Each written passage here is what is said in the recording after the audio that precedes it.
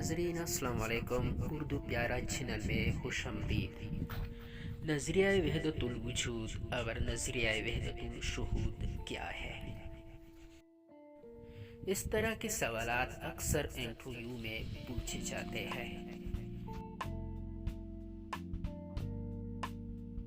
اب ہم آتے ہیں لغوی معنی کی طرف۔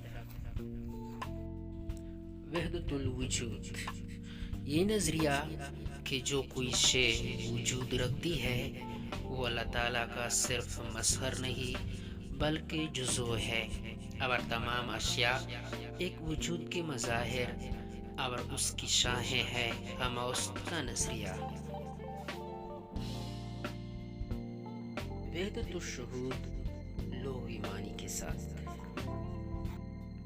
یہ وہ نظریہ ہے کہ ذات واحد کا ظاہری اشیاء میں شہود ہے، نہ کہ وجود۔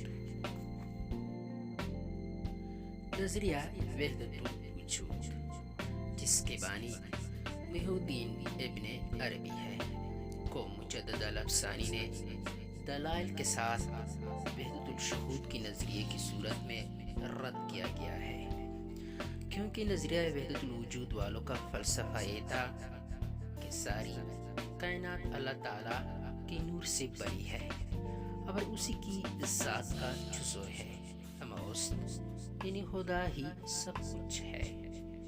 یہ نظریہ وحدت الوجود کے نام سے مشہور ہوا ہے۔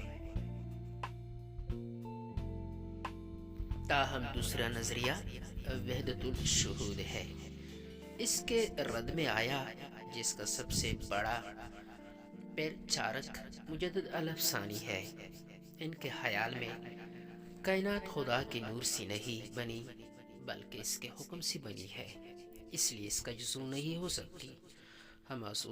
یعنی سب کچھ اس کے اشارے پر ہوا۔ اب ہر انسان کے پاس عقل جیسی بڑی نعمت ہے کہ پہلا نظریہ درست ہے یا دوسرا، ہم اس کا قائل ہونا چاہیے یا نہیں، یہ ہر ایک ذی عقل پر منحصر ہے۔